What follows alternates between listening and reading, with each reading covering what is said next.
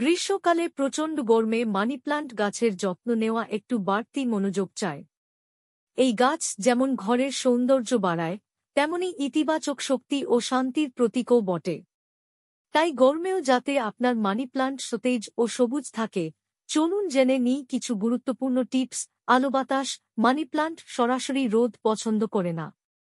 তাই ঝলসানো রোদ থেকে দূরে রেখে ছায়াযুক্ত আলো বাতাস চলাচল করে এমন জায়গায় রাখুন।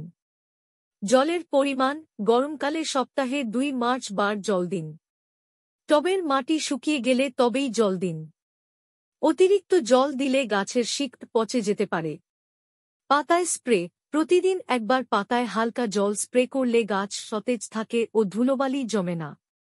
সঠিক পাত্র ও মাটি। মানি প্লান্টের জন্য ছিদ্রযুক্ত টব ব্যবহার করুন যাতে অতিরিক্ত জল বের হয়ে যেতে পারে। মাটি হতে হবে ঝরঝরে ও জল নিষ্কাশনে সহায়ক।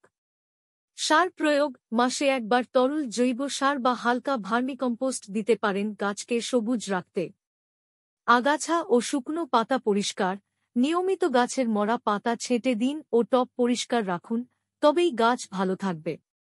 গরমকালেও যত্ন নিলে মানি প্লান্ট গাছ থাকবে সবুজ, সতেজ আর প্রাণবন্ত।